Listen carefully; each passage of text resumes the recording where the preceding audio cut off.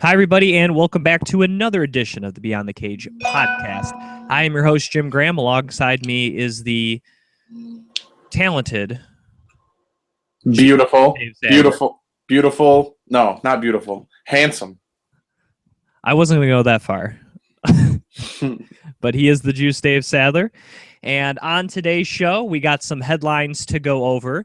We, of course, will recap UFC on Fox 15, and we are going to pick the main card fights for UFC 186 on pay-per-view this weekend from the Bell Center in Montreal, Quebec, Canada. As I mentioned, I'm your host, Jim Gramm, on Twitter at Jim Gramm. He is the Juice on Twitter at Vigilante Juice. And before we get to my weekend, how was your weekend, Dave? I don't remember what happened this weekend. And I don't drink, so that's ridiculous, right? Did you spend a lot of time with your kids? I don't remember. They tired you out so much that you forgot what you actually did? Oh, you know what? I worked on Sunday. That's what it was. I worked on Sunday, so I felt like it was a short weekend. But, yeah, I watched the fights on Saturday. Oh, that's what happened. UFC welterweight and a great guy and a friend of the show, Brian Ebersol, came over on Saturday. And we watched the fights. Oh, and you'll like this, Jim. You know what I did Monday? I went to the gym with Brian Ebersol, and I, as you like to say, #crushed it. It's pretty good, right? Yes, sir. Speaking of crushing it, see the segue? I've 3 years doing this show. I'm starting to get these segues down. Speaking of crushing it, how was your weekend at UFC on Fox 15? It was pretty awesome.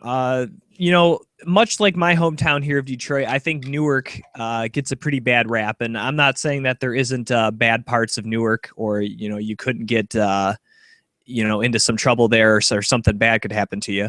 But from what I saw, I thought Newark was a pretty, nice little city.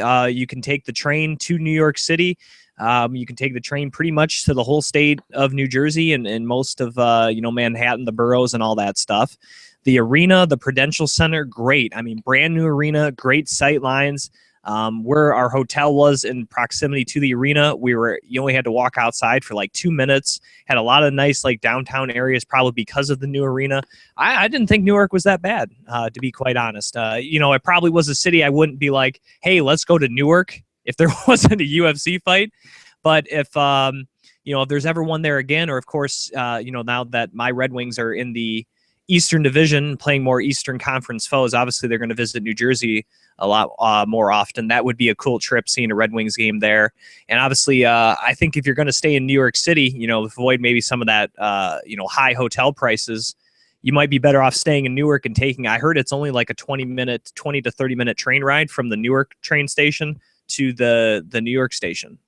So that might be and the price. I don't know what the flight price difference is, but at least from Detroit to Newark, it was about an hour and a half flight. So for you, Dave, maybe 2 hours max. You're not on a plane very long, and you're going over. I think it would have been a 9.5 hour drive. So I'm super glad I flew. Yeah. So flight was great. Trip was great.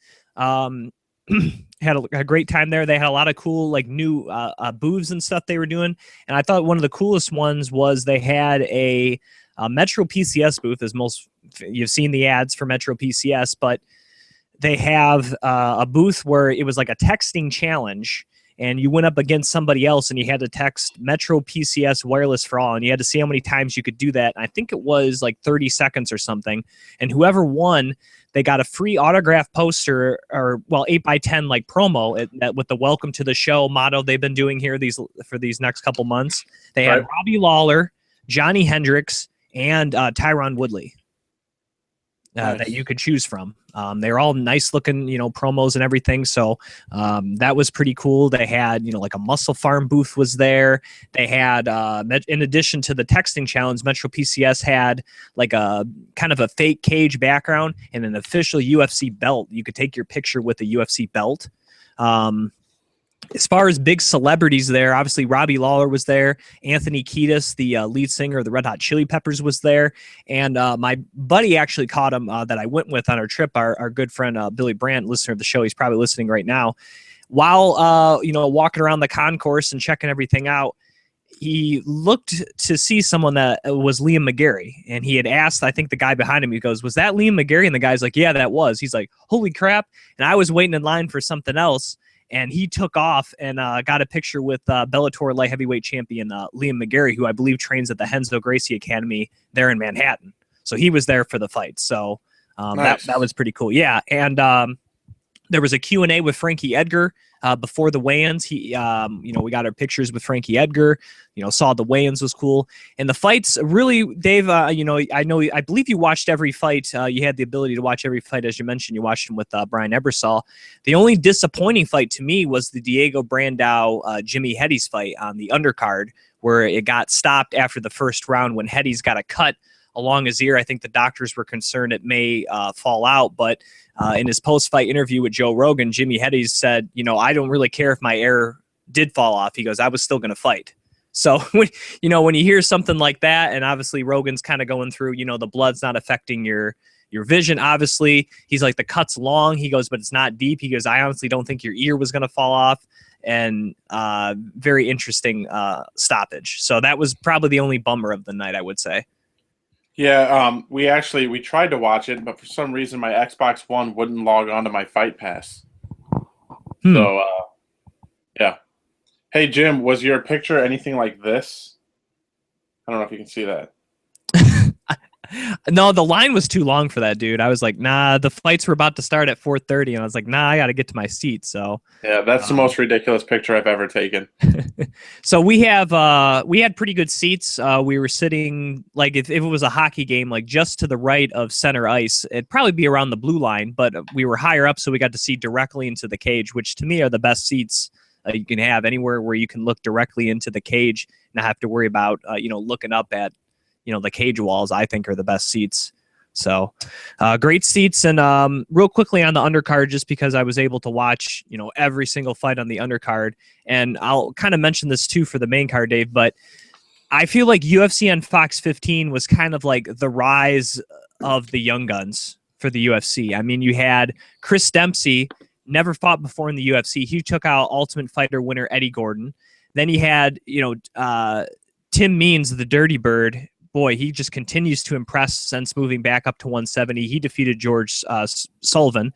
Aljamain Sterling, boy, this kid at 135, awfully impressive. He submitted Take Mizugaki in the third round with an arm triangle choke from the bottom. Not to mention this kid has an 8-pack. For a guy that's 135 pounds, already now I think he was 2-0 in the UFC, now 3-0, beating the 6th-ranked guy. He's only 25. He's a young guy coming up. John Vellante and Corey Anderson had a great fight.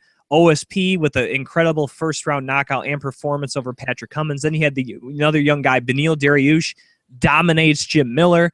And then, of course, we got to the main card and we saw great performances by Vanzant, Holloway, and, of course, Luke Rockhold. We'll talk about those fights later. But I just thought overall Fox 15 was kind of the coming out party for several fighters and maybe like a new wave of crop of stars here for the UFC. I think we're all debuted in Newark, New Jersey.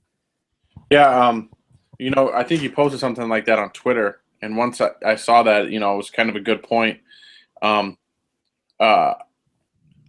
get into the main card in a little bit, but Brian was impressed with a couple of people on the main card, so we'll talk about that when we get to it. But me, I like people who rile stuff up, so I was a big fan of Tim Means in his post-fight press conference calling out the Bleacher Report. I don't know what exactly the Bleacher Report did, but I do know that some of these guys in the MMA media who don't have opinions, that they're all about what the UFC wants them to be about. If the fighters step their game up on a consistent basis, the media needs to do the same. And I'm glad Tim Means said something. Yeah, absolutely. He had a great performance, and he actually just got a big matchup booked against Matt Brown coming up in July. So that should be an excellent fight. Yes.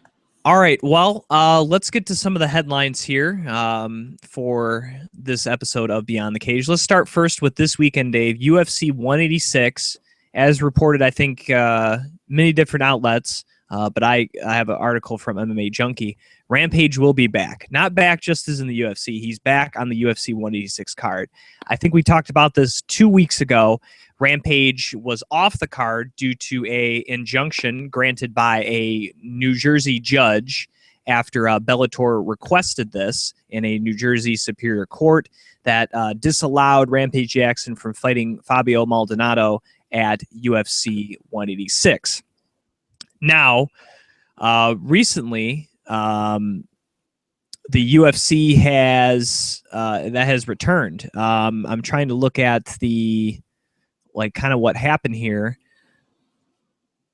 Let's see here. I have in a 25-page ruling, Judge Karen L. Suter found that Bellator had a reasonable chance of success if the two sides went to court and repeatedly pointed out contractual language that favored the promotion over the fighter in the alleged breaches. And then 1 week after the ruling, UFC's removed the fight, Rampage Jackson. They got Steve Bossy to face Maldonado.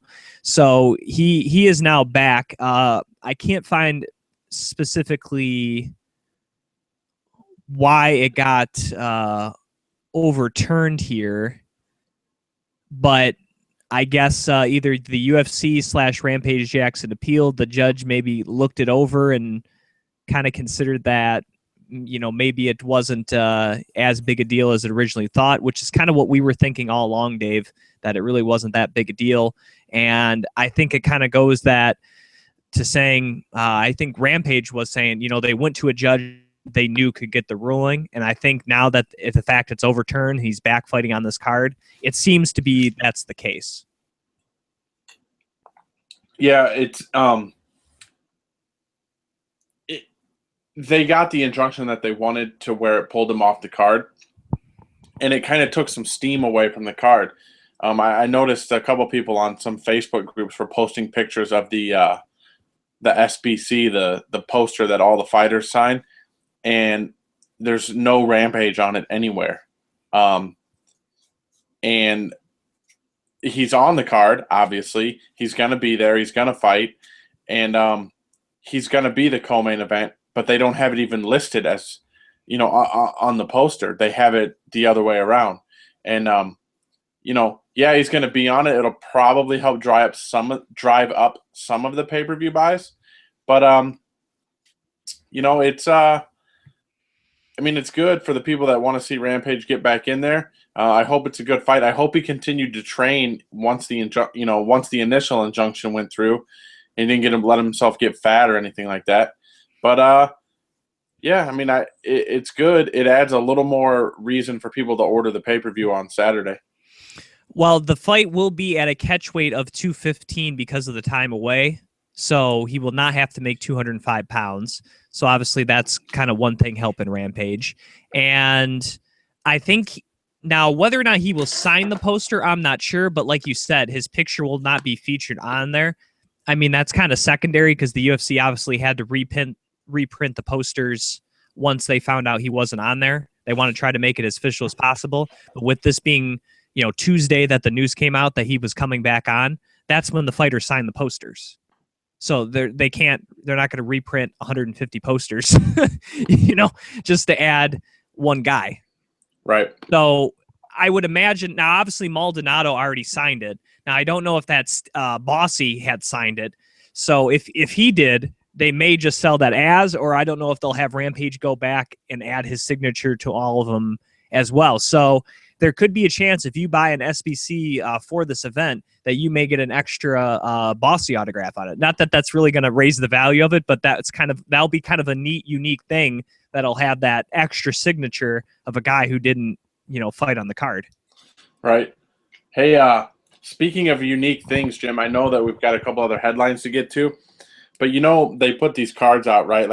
Like the one that I have, it's got 6 different guys on it.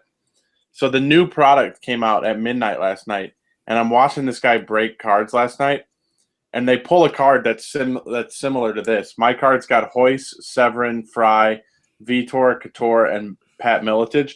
This guy pulled a card numbered to 5, and Pat Miletich is it's Pat Miletich's autograph, but it's Matt Serra's picture. Oh boy, that's a big mess up. Yeah. Wow. That's almost, I think that's worse than in the 2014 champion set. They actually put Rodrigo Dam's picture on the Tony Ferguson base card. Right. And they also had a Rodrigo Dam regular card. So there were two versions of Rodrigo Dam. One said his actual name. The other one said Tony Ferguson. Yeah. I don't think it increases the value much, but like nonetheless, it's exciting and new. Yeah, so yeah, the new set is 2015 Topps UFC Knockout. A lot of people are getting it now. A lot of our friends in the various Facebook groups and stuff that we publicize the show, and they're watching some of the new hits. It looks pretty cool. For those of you who are maybe on the fence or you're not sure about collecting cards, I think this is a pretty good set. It's going to maybe cost a little more than most sets. Boxes are going anywhere from $170 to $200, depending on where you're looking at right now. And our good friend Nick at A&N Sports Cards, he will be doing breaks that obviously you can get in, kind of like the weight class system, where you pick a weight class. They have 7 different combinations. You get all the cards of that weight class, and usually you can get in. Usually he does 1 or 2 boxes, sometimes as many up to 4 or 5, and you can kind of get in that way and do it for a lot cheaper than getting 1 box by yourself if you want to go to the option. So a shout out to Nick. You can follow, check out. He'll have updates on his store Twitter page and Facebook page. It's A&N Sports Cards on Facebook, and then on Twitter at A&N Sports Cards. You can follow him on Twitter. He'll have the updates, and you can also visit the website ANNSportsCards.com. You can actually pre-purchase boxes and or spots and case breaks. So shout out to Nick on that. And for those of you wondering, the set looks nice. Very nice looking set so far. Not that we're doing an official review yet, but it looks pretty cool. One thing for collectors, I will let you know, if you are a fan of UFC Hall of Famer Ken Shamrock, this will be the first ever Topps UFC card set that will feature Ken Shamrock. Not just base cards, but also autograph cards. So if you've been a huge Ken Shamrock fan and you've been waiting to see some Ken Shamrock stuff, this is the set right here. It has Ken Shamrock, which I think is awesome, Dave. Yeah, I saw one get pulled at midnight last night. A Shamrock auto. It looks pretty good. Pretty ridiculous that that's the first auto after all these years. It's crazy. Topps has been doing it since 2009, correct? Yeah. So that's 6 years. And no Ken Shamrock, and he was in the beginning, 1993. So glad to see Ken Shamrock in there in the set as well. It's a really cool set. And also, if you're a fan of the strawweight division for the UFC, they're going to have a lot of the new strawweight fighters. Not the whole class, but most of the girls from Tough, and it looks like Paige Vanzant. So you'll see a lot of the first cards and first autos from some of the strawweight fighters in this set too, which I know a lot of fans are excited for. Yeah. One thing to go back for what you said about Nick, he told me last night he'll be on from 9 to 11 Eastern this evening. So that's 8 to 10 Central.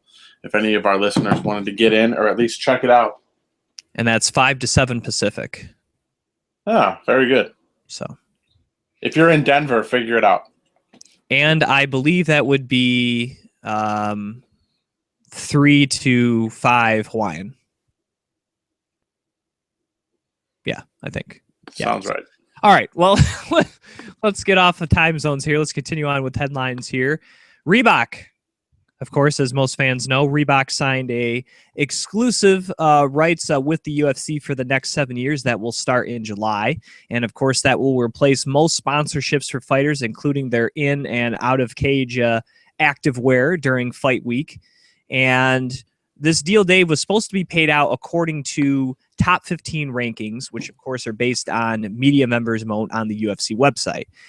After some displeasure, not only from fighters, but even members of the media that vote on the top 15, the UFC and Reebok have decided to restructure that, since rankings can be based on bias or prejudice more so than actually subjectively looking at each fighter and determining whether or not they deserve a place in the UFC's top 15. So taking kind of the human error out of it, so to speak, the UFC and Reebok has agreed to a new tiered system based on number of fights that a UFC fighter has. And the tiers will go on 1 to 5 fights, 6 to 10, 11 to 15, and 16 to 20. Now, if you fight in a title fight, or whether you're the champion or challenger, you will get an additional rate for being in a title fight, but that rate has not been determined, and also the determined rate for how much is paid number of fights will also hasn't been determined yet. But obviously, the more fights you get, chances are the more money you'll get. And I like this for one of two ways, Dave. First way, it really helps pay the guys who have been for the UFC in the long haul. It really helps that. And two, it makes fighters, well, maybe not forces them, but I think it gives them more of a push to be more active. Instead of maybe fighting twice a year, maybe there's that push to fight 4 times a year. And seeing guys more, I think, helps build stars for your company. And I think if you're a fighter, whether you're a higher tier fighter or a lower tier fighter, it helps build your brand too. The more people see your name, see your face, and see your style, the more likely they're going to become a fan of you. And the more likely you can move up, rankings and whatnot, the more people see you. And that to me is half the battle. The more people know you, that's more things can happen to you, whether you're a really talented fighter or not. That's kind of how you get your name out there. And that's when we can talk about, like we've mentioned several times, your creative ways of sponsoring. Because if more people know you, the more reason they're willing to follow you on Twitter or like you on Facebook or check out your Instagram or your YouTube channel or so on or so forth. And again, we don't know how the breakdown will go, but I think this is a much better model for fighters than the ranking system. Yeah, definitely. It's good because guys who have put their bodies on the line, gone through, they guys who didn't have Facebook and Instagram and Twitter, and I'm just looking at guys that I know for a fact. Eddie Wineland he doesn't do anything on Twitter, man. He's got 12 fights under the WEC and UFC banner. So at least he's going to get paid for the time that he's been in the sport. I mean, yes, Felice Herrig's got a zillion followers on everything on social media, but she grew up on that stuff. You know what I mean? Like there's different crops of fighters. I mean, if Randy Couture was still around, do you think he'd be on Twitter every day? No, but he should get paid accordingly because he's paved the way for all these guys. So these guys and girls. So yeah, I like it. I like the new structure. There's no bias. There's zero bias. There's nothing that you can argue about, which is what I like. Right. And like you said, I think, Eddie Wineland, when we had him on, he was kind of debating and whatnot and say it's not going to really help him out. It'd be nice, obviously he's going to be cleared to fight here again, and maybe we can get him on with a fight and we can see, obviously I'm sure all the fighters are getting the necessary literature, in their mail or through their managers about the changes and stuff. And I'd like to see if his mind has changed at all with this new structure. I would imagine it would, Dave, but I don't want to speak for him, but that would be cool to kind of revisit. And I was thinking, we have him on just about every time he fights, Dave. A guy like Darren Cruikshank, who's always active. The guy's been in the UFC a little over 2 years now. He's already fought 11 times. It helps out a guy like Darren too, and guys that are being active, I think, like him. And obviously a guy like Neil Magny, who maybe is not getting the love in the rankings, but a guy that is just staying active. And it helps out kind of guys like that are willing to, even though it's been 2 months, they're willing to get right back in there. Yeah. Just to go off what you said, I know for a fact Eddie is released, and I just texted him to see what he thought about coming on sooner rather than later to discuss it. So, yeah, all in all, I think it's a great move by the UFC and Reebok to have this deal, or to amend what they had started out with. All right, the last UFC headline I want to talk about, kind of a two-part thing. The Ultimate Fighter 21 will debut tonight on Fox Sports 1. It will pit the Black Zillions against American Top Team, the two top South Florida gyms. The main event for the finale has already been announced. It will take place on July 12th.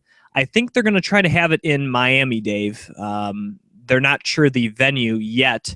I don't think they'll book where the Miami Heat play, that big 20,000 seat arena. I highly doubt it's going to be there. So somewhere, probably a smaller venue in the Miami area. And the main event, which is very interesting, you have Michael Johnson, who's actually from the Black Zillions, but I guess his opponent is the interesting one. After a quick stint there at 170, the former UFC 155-pound champion Ben Smooth Henderson moved back down to 155 to take Michael Johnson on in the main event. And while I think this is a great main event, Dave, it's really cool. I like Benson back at 155. It was cool. He moved up to 170, did the UFC a solid and all that. But the only thing that's kind of disappointing, to be honest, the theme of the show is Black Zillions versus American Top Team, correct? Correct. But they did not get an American Top Team 155er to fight Michael Johnson. That's my only gripe. If they could have somehow pit, a guy that's been in the UFC for a while, a Black Zillion against an American Top Team guy, that would have been cool. Don't get me wrong. I love Michael Johnson against Ben Henderson.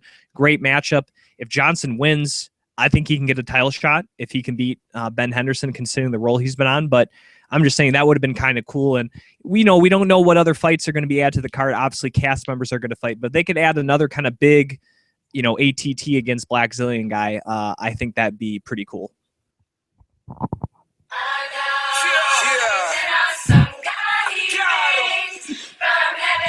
Did you think I was going to miss an opportunity for that? No. I'm just glad you had it queued up without going, oh, wait a minute.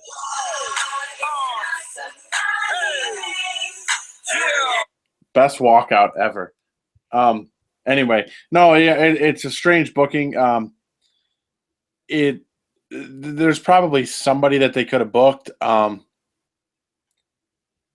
Me, I like the fight. I like Michael Johnson. I always reference Michael Johnson as a guy who constantly improves in every single fight. And if he's victorious in this one, he's got a pretty solid argument to be up in that top 1, 2, or 3. I think that they may try to add a Black Zillion versus ATT guy at some point, but we'll find out as the season plays. Maybe there's a rivalry that's going to happen on the show, and they don't want to spoil it. That's true. It's all about the ratings. Well, before we get to UFC on Fox 15 recap, I wanted to mention a couple of Bellator item and notes. Obviously, the UFC has released former top 10 light heavyweight Phil Davis, and just about automatically, Dave, he has already signed with Bellator.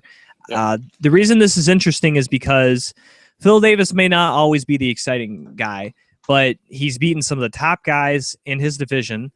And the thing is, unlike maybe John Fitch or Yushin Okami or some of the other maybe kind of grinding guys, Phil Davis is still in his prime. He's really only been doing MMA for a few years. He's still kind of learning everything out.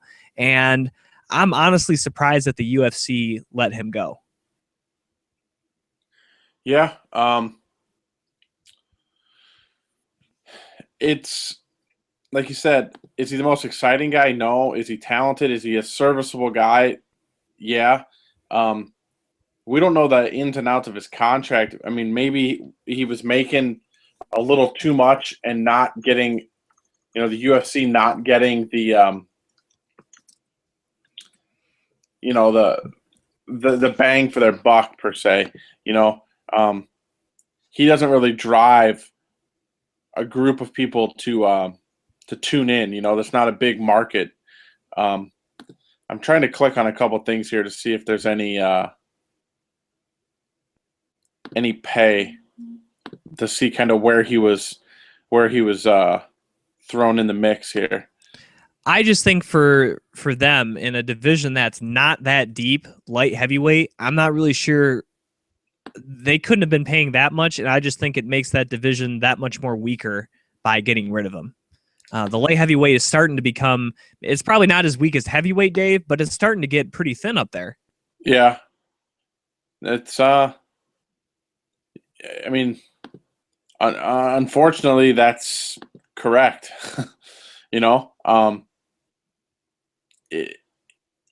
I think it's more of a money thing, though I cannot find any information to back up my my assumption, but though I just think, I mean, for a guy that's only main evented one card and has never fought for the title, I just can't imagine him making that much money. Well, when in August of 2012, he fought Wagner Prado on the Shogun Vera Fox card. That's August of 2012. He made 30 and 30. Since then, he had 6 fights. So he was probably getting up there. Probably had a new deal in place or something. But I mean, I don't know. I think that it has more to do with money more so than, I mean, what was he? In his last 6 fights, he was 4-2. I mean, that's not really grounds for cutting somebody, including he beat Machida and Glover Teixeira in that span. Yeah, I don't know. And Phil Davis is he's a nice guy. He's a company guy. I don't know. I'm not saying he'll never come back. I'm just saying that it's curious to me. Yeah. So, all right. Also speaking of Bellator, Douglas Lima will be back in July against Andrei Korzhakov for his welterweight title. Now, the reason this is interesting is because Lima was supposed to fight Paul Daley back on that British Invasion card for the title. Now, after Daley's maybe kind of sloppy performance on that card, I think Bellator maybe has rethought about just giving him a title shot and has went with Andrei Korzhakov. And I like it. I really have wanted to see this matchup for quite a while, really since Korzhakov won another welterweight tournament, Dave. But to me, it kind of begs the question. I think they should have had Korzhakov fill in for Lima on that British Invasion card. I think he would have had plenty of time to fill in, and then we could have had a true #1 contender, because Paul Daley, regardless of the sloppiness of his nature, he's a lot bigger name than Andrei Korzhakov, and he's probably going to feel somewhat slighted. And for Bellator kind of making these haphazard main events, just trying to grab, name recognition, it kind of surprises me that they didn't give Daley the shot against Lima. Yeah. I wonder what they're going to do with. Have they said what they're going to do with Daley? I don't know. I would imagine. I'm trying to think of some of the other top welterweights they have. I think Rick Hahn moved back down to 55, so he really wouldn't be an option. Right. Ben Saunders is gone. I'm trying to think of some of their other welterweights, Dave. Honestly, they could do Michael Page against Paul Daley. That could be a good one. And the winner gets the winner of Lima and Korzhakov. Yeah, it's kind of weird. Kind of a weird booking. Hey, maybe Daley's out. I don't know. It's a weird booking. But hey, Scott Coker's usually good at pulling rabbits out of his hat. Let's see what happens when But at least it's in favor of a good matchup, not in favor of him taking on some 42-year-old guy they dug up. That's what I'm not trying to say it's a bad matchup. I'm just saying it's kind of curious that they were all about, kind of giving Daley that push, and now it's not there. But I'm just glad to see Douglas Lima back in action. Right. He's awesome. So, all right. Let's get to UFC on Fox 15. We kind of talked about the undercard, and it kind of set a tone for the rest of the night as the rise of the young gun in the UFC. And maybe that's no better present than in the first fight of the evening in the women's strawweight division, as 21-year-old Paige Vanzant took on Felice Herrig, just her second fight in the UFC and only her, I believe, 6th professional fight overall, as she not just beat Felice Herrig, the 10-year veteran of the sport, Dave, but she dominated Felice Herrig. After maybe kind of a shaky first round, getting close to getting caught in a few submissions, Paige Vanzant's relentlessness, not just with the striking, but in her ground and pound, just really, I think, threw Felice kind of into a funk a little bit, and she didn't really seem to have an answer for it. I mean, she was trying submissions, but she wasn't trying as hard actively to get off her back, and you got to credit Paige Vanzant. It seemed like maybe Felice thought, maybe she'll slow down. She won't be able to keep up this pace and this aggressive nature for 15 minutes, but she was wrong. Paige was in her face just about from start to finish, Dave, hitting her with a lot of hard shots, and, in the process got the unanimous decision victory. And I don't think she'll get a title shot off this performance, just to say. It was a great performance, but a matchup I would like to see, and that could play into a title shot, is Marina Moroz, fresh off that victory over JoJo Calderwood with that first round armbar. I think that would be a perfect matchup. Moroz against Vanzant. And you can make a case the winner can get a title shot at that point in time. And I think that's a great fight. Both young girls both only have, 6 or 7 fights. And, I think that would prove if Moroz wins, all right, who went against JoJo wasn't a fluke. And, if Vanzant beats her, you're like, all right, she knocked out Kylan Curran, dominated Felice Herrig, and beat, the upstart Moroz.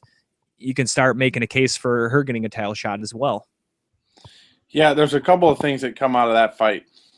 Felice Herrig can't seem to win the big one.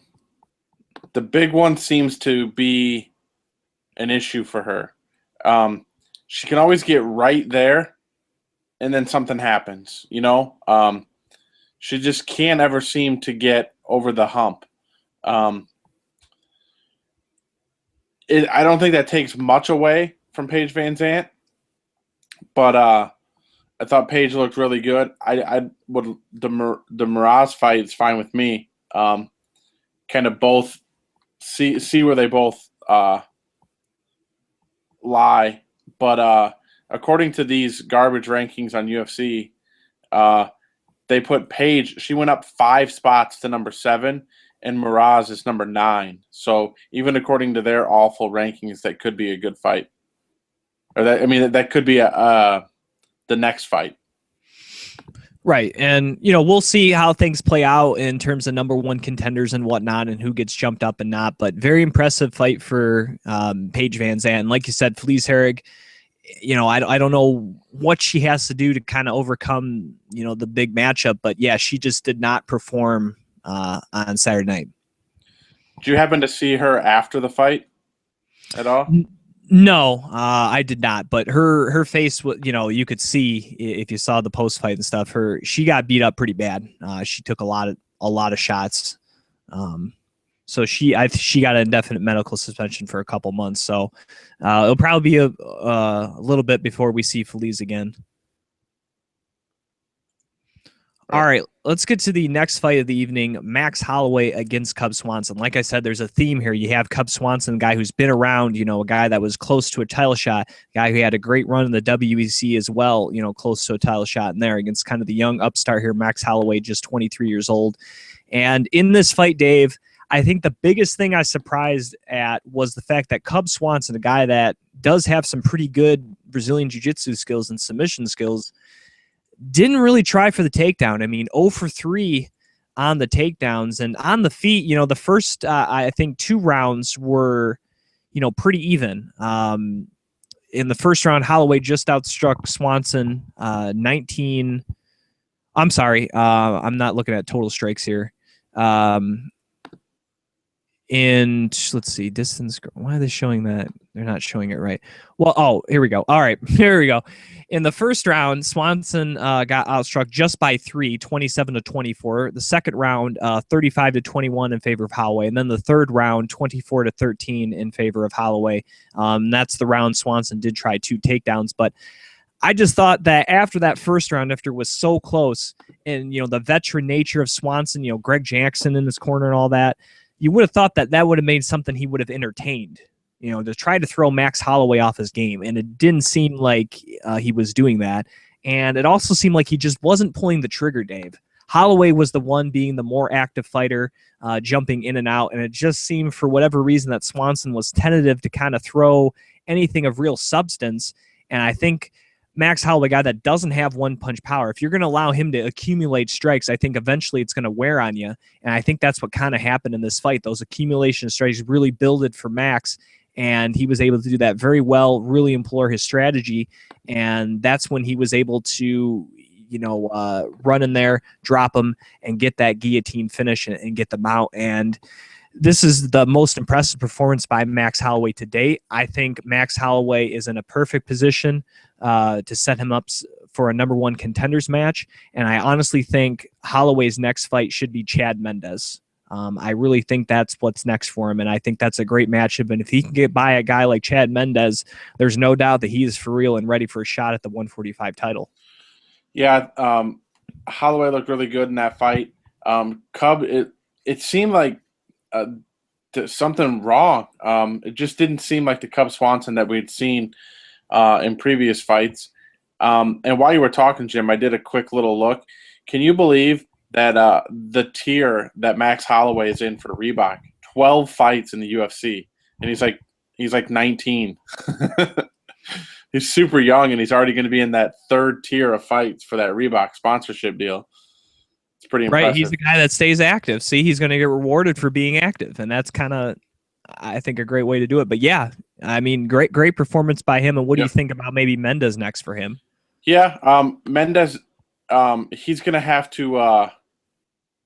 Mendes is Mendes waiting? Did he say, or he's going to kind of hang out and see what happens in July, or no? I mean, I guess if you're the UFC, book Mendes and Holloway for July so that they're kind of on that same time period. And if somebody falls out, you got a top contender that's ready and waiting. Yeah, I would watch Mendes and Holloway. I think what Mendes is waiting for is for his buddy Uriah Faber fighting Frankie Edgar, because that's going to completely change the division if somehow Uriah Faber beats Frankie Edgar. Because obviously if Frankie wins, and I was at that Q&A in Newark, he was pretty confident that he would get the next title shot at 145 if he can beat Uriah Faber. Yeah. And I think that would be the case. I'm not very confident that Uriah Faber is going to beat Frankie Edgar. Right, but if that did happen, that completely changes plans, and that maybe moves up the timetable for booking Holloway Mendes. Yeah, we'll find out. It's a good time to be in the 145-pound division. All right, the co-main events of the evening: Jacare Souza against Chris Camozzi for the second time. Pretty much went the way the first one did, Dave. About 30 seconds of stand-up, a takedown by Jacare. Great jiu-jitsu to get great position, gets the submission. This time an armbar instead of an arm triangle choke by verbal submission. And yes, it's a win for Jacare. And yes, he did what he needed to do. He beat a guy he was supposed to beat. He didn't go 15 minutes and just decision him. He went out there and he finished him in the first round. That's what you're supposed to do with guys you're supposed to beat. Now, will it lead to a title shot? Probably not. Unfortunately, we'll get to the main event. That one was probably even more impressive and probably is more deserving of a title shot. So for Jacare, the fact that you got a quick turnaround here, either you get that fight with Romero that you were trying to get on this card to get yourself a #1 contendership, or or you fight someone else. Looking at some of the top guys, you already fought Mousasi and beat him. Maybe you fight the winner of Bisping and Dollaway. That's kind of out there as well, but I think more likely, I think that fight with Romero will happen, because I think the results of the main event, which we'll get to in just here in a second, kind of superseded that. But all the credit in the world for Chris Camozzi for taking another short notice fight against Jacare, but Jacare is a beast, and what he did to Camozzi, he can probably do to just about anybody. Submit them, that is. Yeah, Jacare he's being all Jacare, and doing exactly what he was supposed to do. Good for Camozzi to take the fight, but your training can't be at the level of Jacare. If you weren't even in the UFC, Jacare was training for a fight to get him a title shot. That was going to be a hard battle to climb for Camozzi, and he came out on the wrong end. Jacare probably going to win the title or get the title shot after this win because of the opponent change. But, I don't think there's very many middleweights that want to step in with Jacare. The main event of the evening was former UFC light heavyweight champion Lyoto Machida against former and the last ever Strikeforce middleweight champion Luke Rockhold. And looking at this fight, Dave, I thought Machida, in terms of his striking, still had it. I thought he was the better striker in this matchup. I thought he was moving in and out great. I think Luke Rockhold did have trouble gauging when he was jumping in and out. But when it came to the ground, and this kind of goes back to the weigh-ins when people kind of saw him wincing when he was taking off his shirt, maybe Lyoto Machida wasn't 100% for this fight. And maybe that affected kind of his strength and conditioning for this fight. Because when it went to the ground, Dave, Lyoto Machida looked completely not only outmatched, but outclassed. he had no answer for Luke Rockhold on the ground. I mean, he got mounted a couple times. He was getting beat up. He just did not have an answer for the man from California when he was on top of him. And, eventually kind of that pound in there for 2 rounds gave way for a rear naked choke by Luke Rockhold, and he was able to lock it in the second round to beat the former champion. And in the process, like we mentioned, probably get himself a title shot in the UFC's middleweight division. And really the only thing that may hold that up, Dave, for his next fight being a title shot is if Vitor Belfort is victorious and not Chris Weidman, just for the fact that Vitor destroyed Luke Rockhold not too long ago in a fight where Vitor knocked him out in the first round. So first, Dave, go on the performance, and then we'll kind of speculate about title potential here for Mr. Luke Rockhold. Yeah, Rockhold was very impressive. I don't think in our picks, I don't even think I picked Rockhold to win. I'm pretty sure I didn't. I was very impressed with the composure, and the skill set that he put on Machida. We've talked about it before. You can't rush in against Lyoto Machida, or you're going to get knocked out. He did not do that. He was. I mean, he was pretty perfect throughout the entire fight. Very impressed with Luke Rockhold. I don't know how I feel. Like, yes, it's a great performance, and yes, he finished it. But I don't know if I want to see I don't know if I like the Rockhold Weidman idea. I know everybody and their mom is all about it, but I don't know if that's a fight that I like or not. I kind of want to see Jacare Weidman more than I want to see Rockhold Weidman. Yeah, and I think, again, if Vitor Belfort is victorious, that may help Jacare kind of jump ahead of Luke Rockhold, just because Rockhold has already gotten his chance at Vitor. And, we've heard the UFC saying several times, some of these guys that got finished, brutally, it's hard to book that matchup the second time around. So that may be the case for Luke Rockhold. But as of right now, doing what he did on Fox against a guy like Machida, who I'm pretty sure has never been submitted, Dave, that goes a long way. Now, I think for Rockhold, if Weidman wins, I think, again, he's more likely to get that matchup. Now, whether or not it's in Madison Square Garden, like he kind of alluded to for the supposed booked December 5th, show or whatever, UFC 194, I don't know about all that. But I do think that if Chris Weidman is victorious, I think Luke Rockhold is a very good matchup.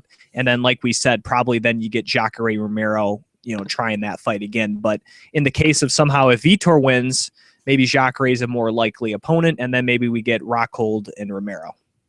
It's kind of up in the air until the title fight happens with Weidman and Vitor. But I think as of right now, I'll put it this way, if Vitor Belfort and or Chris Weidman, well, I guess more if Vitor Belfort, fell out, I think Luke Rockhold would be tabbed to fight for the title. I'll put it that way. Fair enough. Hey, are we at a stopping point? Is this like a commercial break right here? Yes, before we get to our UFC 186 preview with picks. Okay. Well, because we talked about those knockouts earlier, this is kind of like release day or opening day. It's a big deal for us, right, Jim? Mm-hmm. And you were talking about Ken Shamrock earlier. Let me show you this one. Little screen share coming on. Little screen share. Can you see me? No, I see me. Oh, that's weird. All right, how about this? You got to show. There you go. Numbered to 10, our friend Jeremy pulled the Royce Gracie, Ken Shamrock auto. Both of them autoed. And then he pulled just the relic underneath it. Pretty neat, huh? That's probably one of the coolest cards that they have. Now, they have that for many different matchups, but that one with the autograph, I think, might be the best one in there. Yeah. Yeah. And Jeremy's also a listener of the show. He comments a lot on our posts, and I know he listens, maybe not live every week, but he definitely, I think, listens every week. So shout out to Jeremy. And I think some of the guys are trying to tune in. But yeah, that's just some of the stuff they have in this new set. It's pretty awesome. Now, Gracie's been in sets before, but obviously him and Shamrock had a couple of legendary battles on the first couple of UFCs that I still even think to this day, Dave, are some of the best UFC fights. For what they were in 1993 with no gloves, no rules, no time limit, there were some pretty good fights. Oh yeah. But I figured I should share that with everybody. Absolutely. All right, well, let's get to, as I mentioned, UFC 186 this weekend on pay-per-view from the Bell Center in Montreal, Quebec, Canada. 5-fight featured on the pay-per-view main card. The first fight of the evening in the bantamweight division as Yves Joboy will take on Thomas Almeida. Looking at Joboy, 5-2 in the UFC. His last fight was a win over Mike Easton at UFC 174, and 11 of his 20 career victories are by knockout. Looking at Almeida, just 1-0 in the UFC. His last fight was a fight of the night bonus victory over Tim Gorman at the Fight Night OSP Shogun, and 13 of his 17 career victories are by knockout. Now, I believe Almeida, Dave, if I'm not mistaken, he is also undefeated in his career at 17-0, and he is a guy that I think has a lot of potential. Now, in this Tim Gorman fight, showed great stand-up skills, and I thought against a good wrestler in Tim Gorman showed really good takedown defense. Now, Joe Boy's not really a takedown guy, so I really don't see that kind of factoring into the deal, but I think if it did hit the ground, I would say Almeida has the better jiu-jitsu skills of the two. Standing up, I honestly think it's a pretty even fight, and obviously Joe Boy has a lot more UFC experiences, faced tougher competition, not only in the UFC, but he fought in the WEC as well. I think this is kind of a pick and match. I mean, both have a lot of knockouts. I think we're going to see a fun fight, and I actually think it's kind of an under-a-radar fight for this, and I think people are going to be pleasantly surprised by these two 135ers. Yeah, hopefully they stay standing, and we get some fireworks to kick off the pay-per-view broadcast. Like you said, Almeida,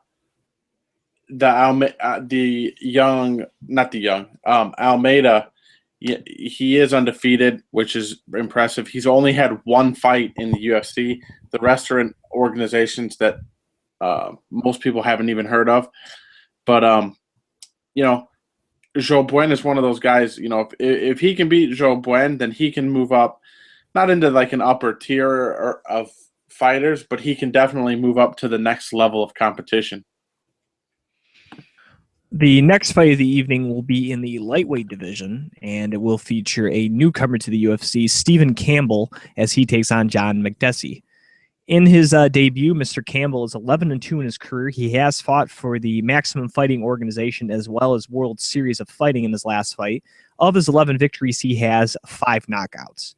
Looking at Makdessi, 5-3 in the UFC. His last fight was a loss to Alan Alves at 169, UFC 169, and 8 of his 12 career victories are by knockout.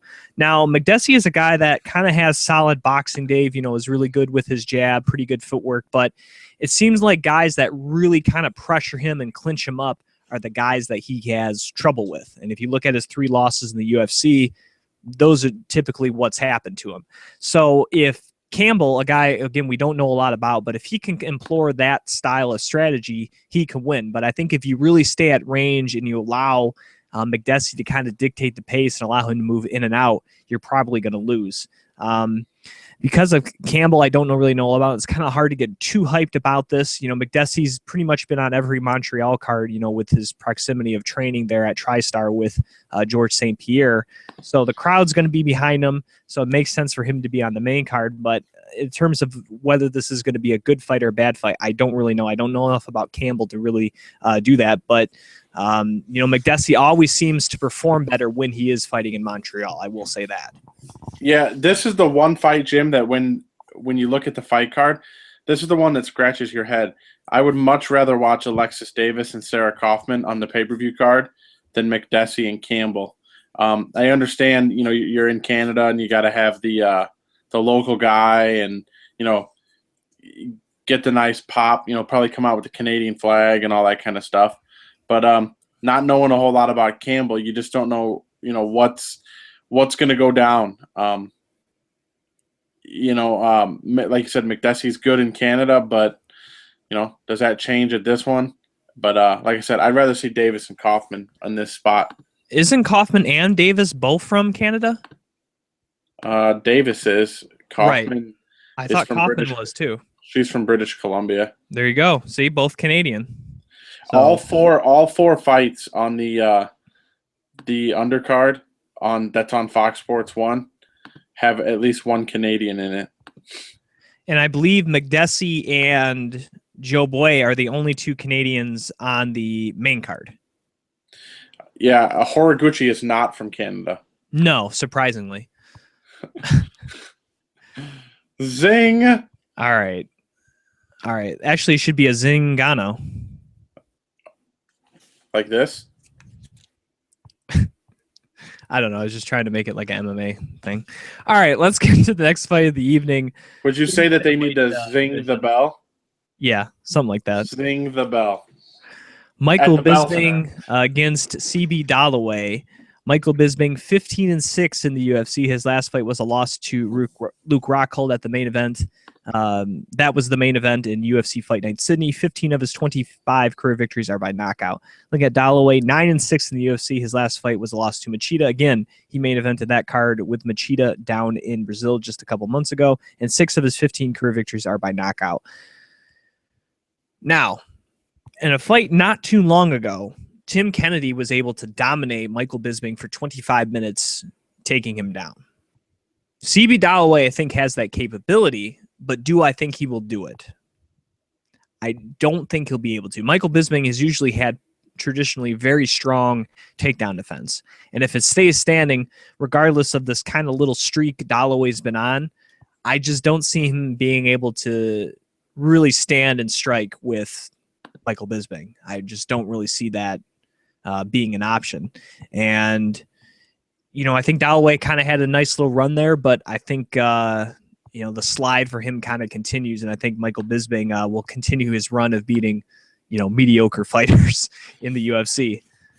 Yeah. Michael Bisping's a guy that beats everybody up until like number 5 or 6, you know? And I feel the same way. CB Dollaway's going one way, and Bisping's kind of just staying right at one level there. And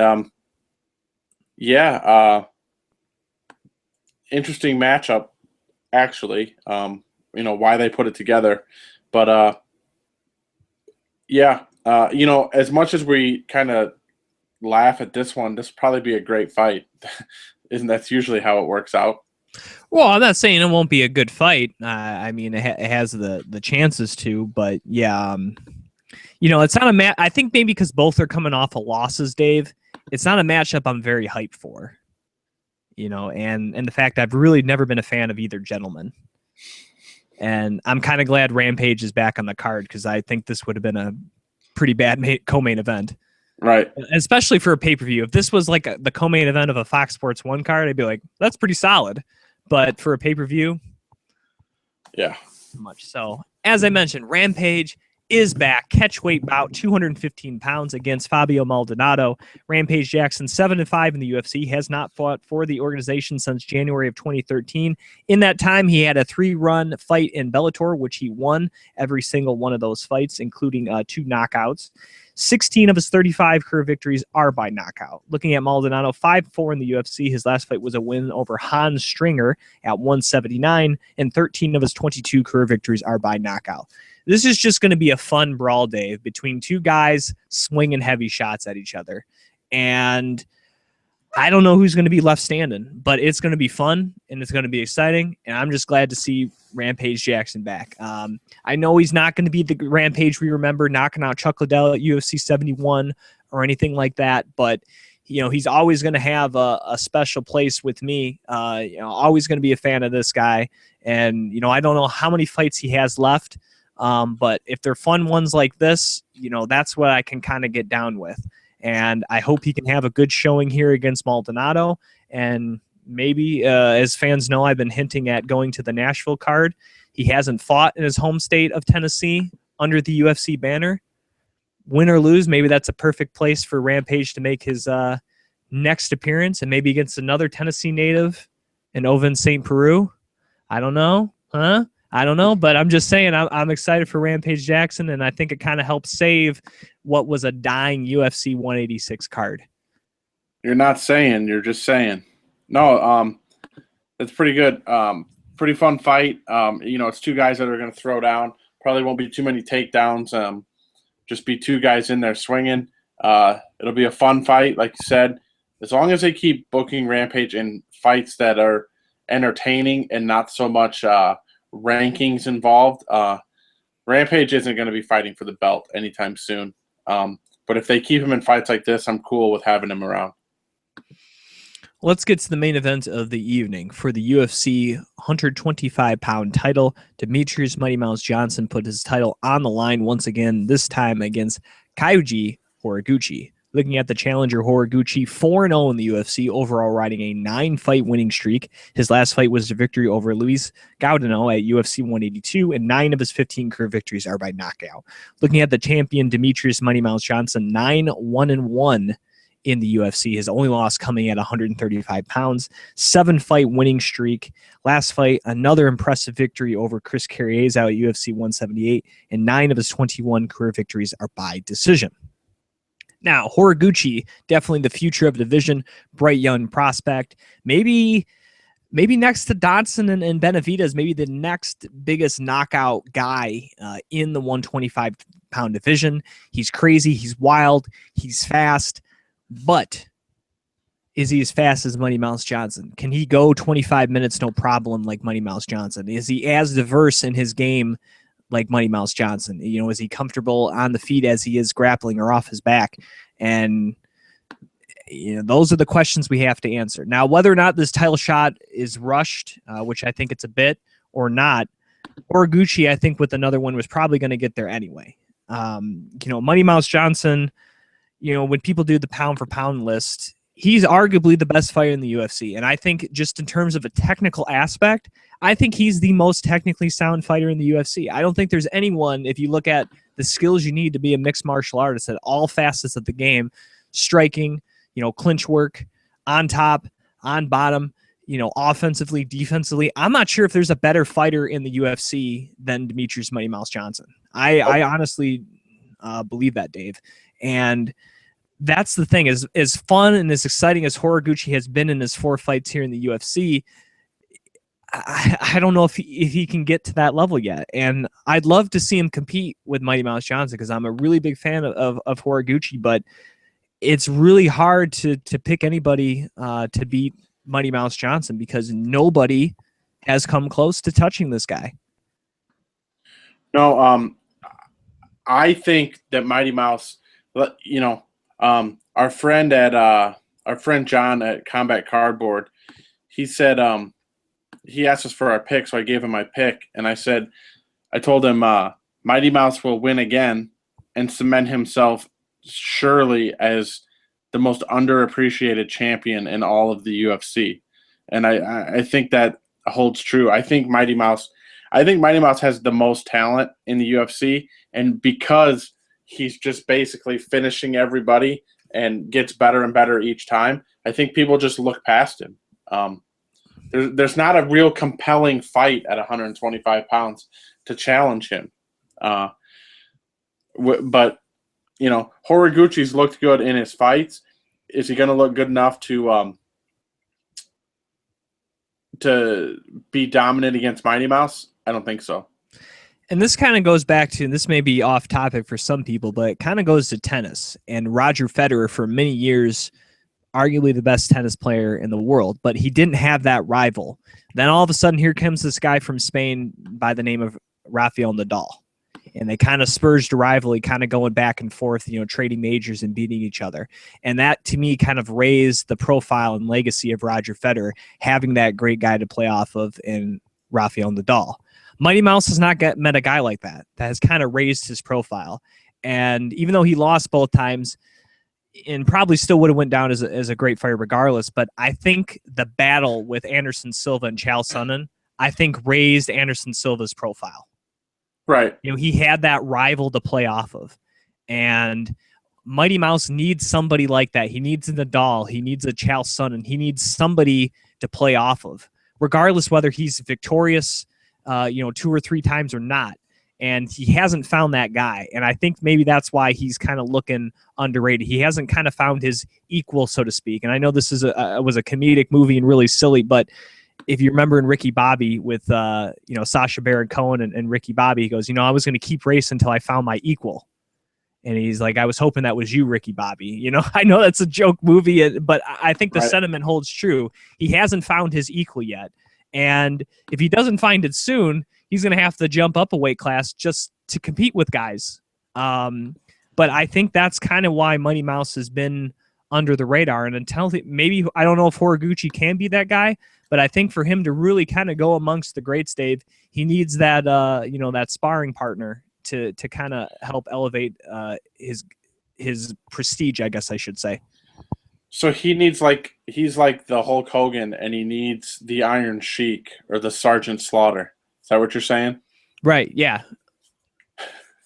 I was just trying to use a WWE reference. That's all. That works too. Or you can say like John McEnroe and Jimmy Connors. You can go to that one too. Or like Brett Favre needed the Bears to be awful for all those years. Yeah, I guess. Now we're stretching. Peyton needed Eli. No, I'm kidding. No, but yeah, I think maybe that's what's missing from him. So with that said, let's get to picks here. UFC 186, Bantamweight division, Yves Joboy, Thomas Almeida. I really like Almeida. I think he's a very exciting young prospect, but I think the level of competition Joboy has fought is better. And I think I'm going to lean towards the French-Canadian here in this one. Yeah, I'm going to go with Joboy. I think, like you said, the level of competition is about to step up. And, Joboy. Stephen Campbell against John Makdessi, lightweight division. Because of Campbell's new nature here to the UFC against the veteran like Makdessi in kind of his now hometown there in Montreal. Give me the man known as the Bull to win this one.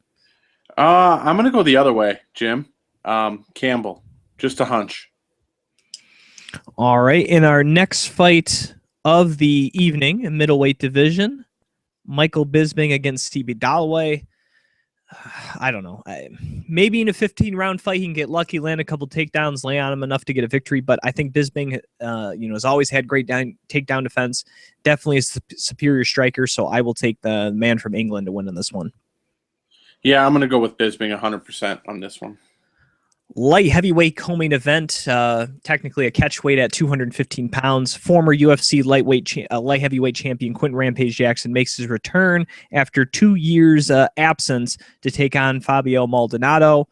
I think despite the little kind of hiccup there, Dave, I'm still picking Rampage Jackson. I think even at this stage in his career, I think he's still a little more well-rounded, and I think a little more maybe sound than Maldonado. But I think it should be a very fun fight. Yeah, I'm going to stick with Rampage just for old time's sake, I guess. It's going to be fun. It's going to be one that there's going to be plenty of highlights from for sure, but I'm going to go with Rampage. Main event of the evening. Main event of the evening, Kaiji Horiguchi against Demetrius Mighty Mouse Johnson, UFC Flyweight Championship.